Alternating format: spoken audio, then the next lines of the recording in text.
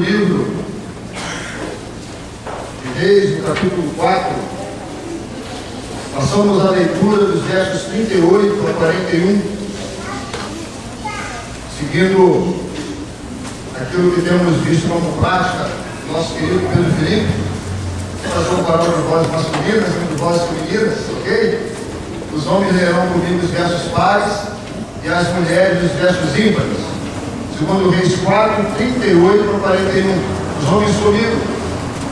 Voltou Eliseu para Gilgal. Havia fome naquela terra, e estando os discípulos dos profetas assentados diante dele, disse ao seu moço: põe a panela grande ao lume e faz um cozinhado para o discípulo dos profetas. As irmãs?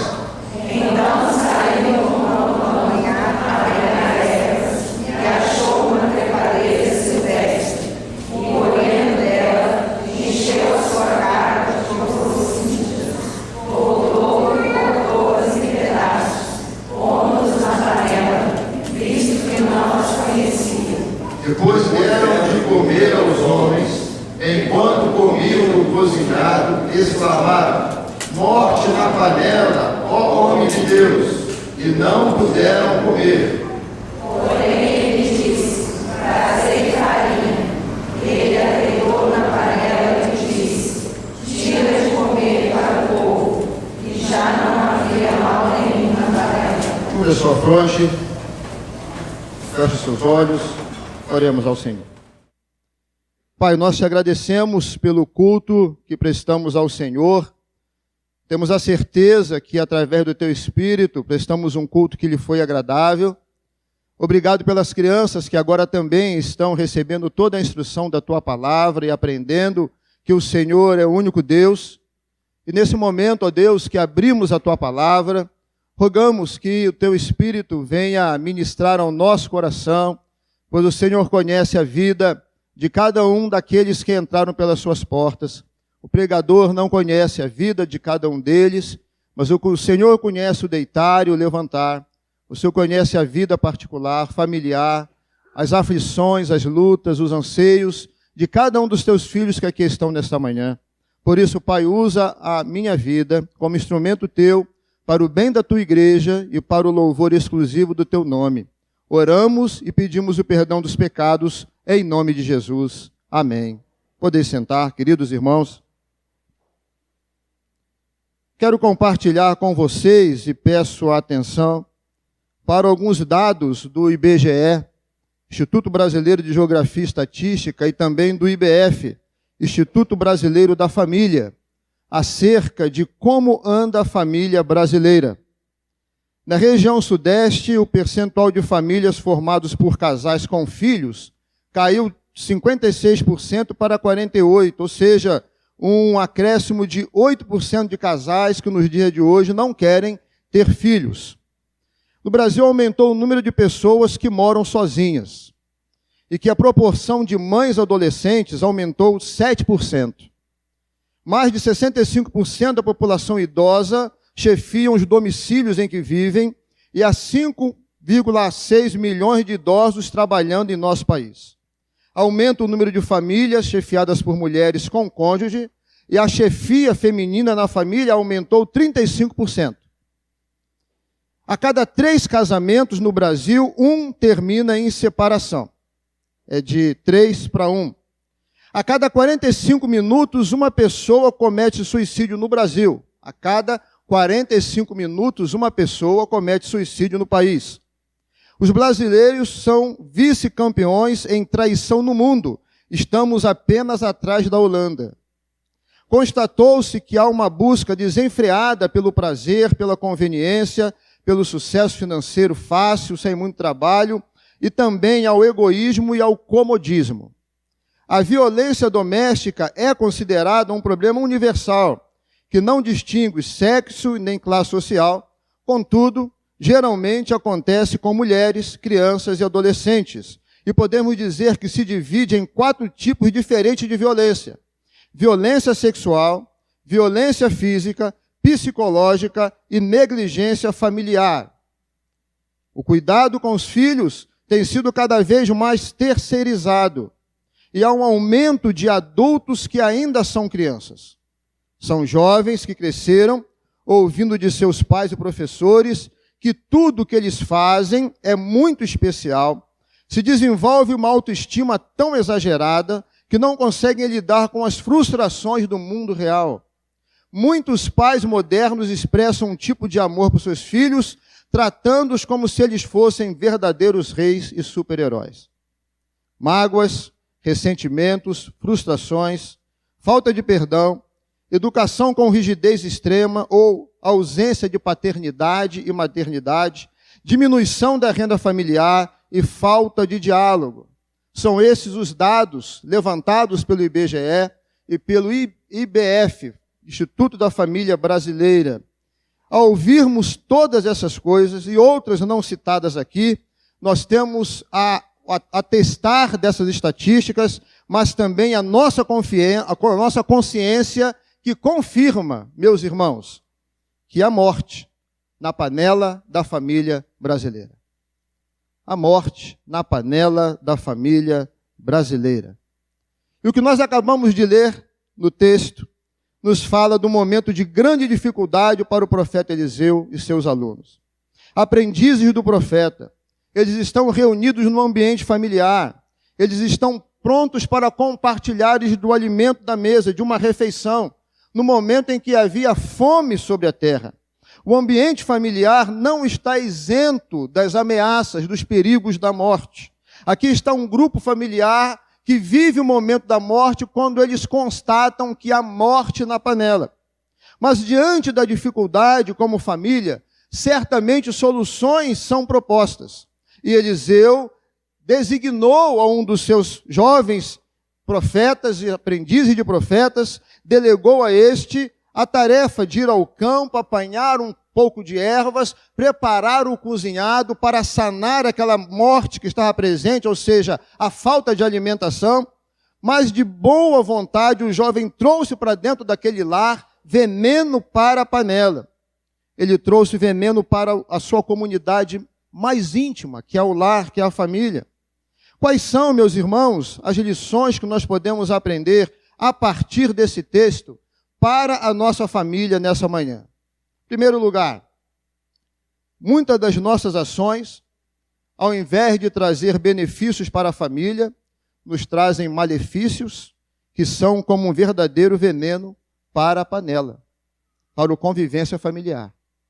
Lembramos de alguns personagens bíblicos. Vamos lembrar de Eva, que tinha incumbência com o seu esposo de obedecer a Deus, mas na sua desobediência trouxe o pecado para a família e para o mundo. Vamos lembrar de Abraão, que por um instante somente, não esse Abraão, mas o Abraão da Bíblia, por um instante somente, ele não acreditou na promessa de Deus e casou-se então com a sua concubina, trouxe Agar para o convívio da família e sabemos dos transtornos que aquilo trouxe para a vida da sua casa. Lembramos de Jacó, que preferiu o filho mais moço José aos demais filhos. Ele colocou no seu lar a predileção. Eu gosto mais desse aqui, e sabemos dos transtornos familiares por conta da predileção.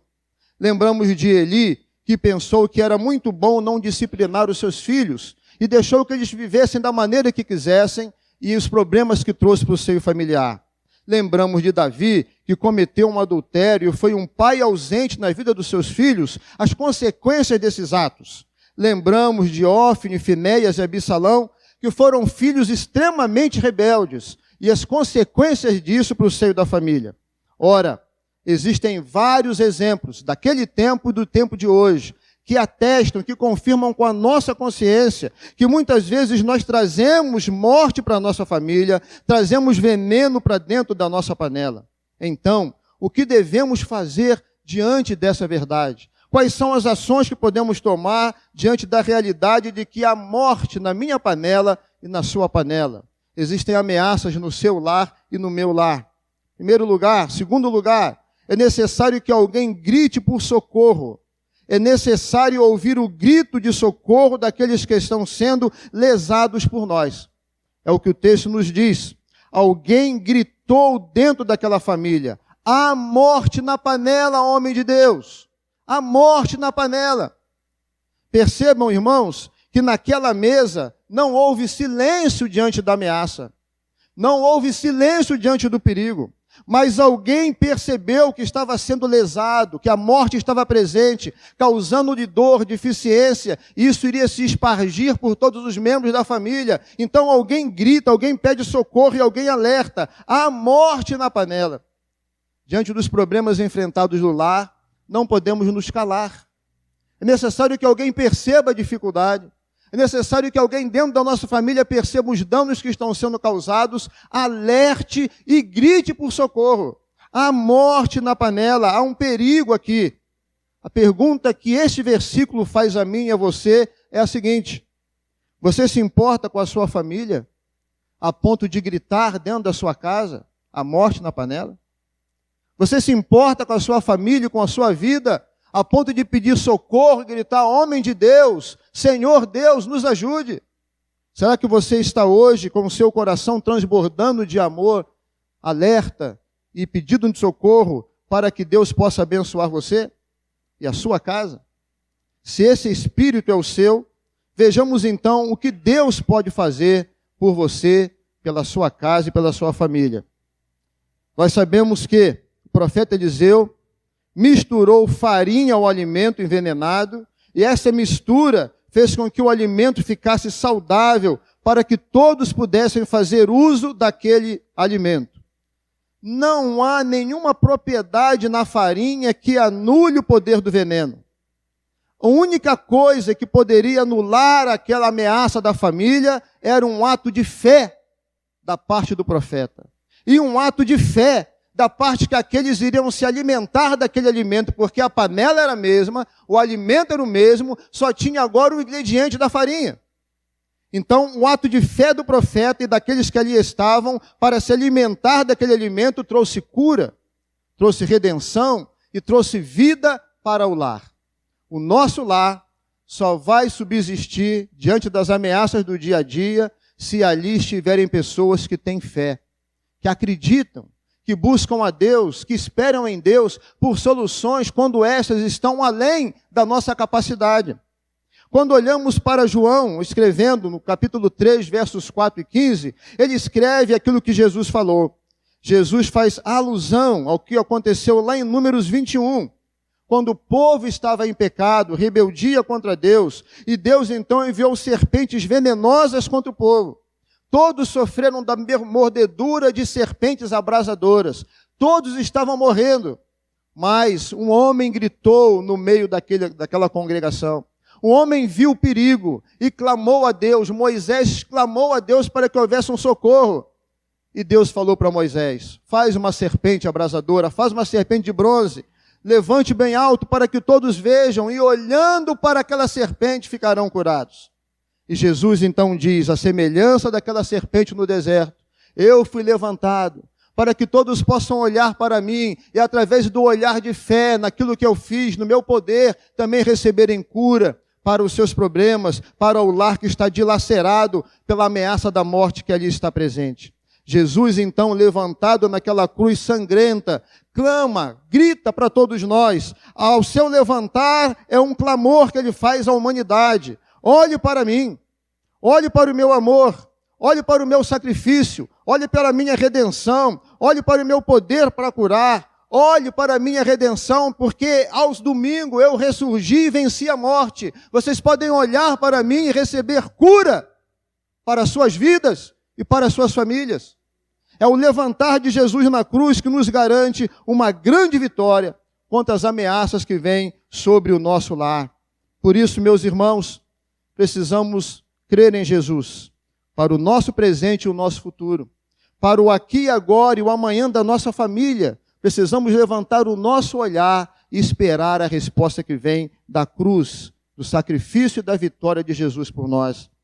João 6, os discípulos e a multidão estão famintas.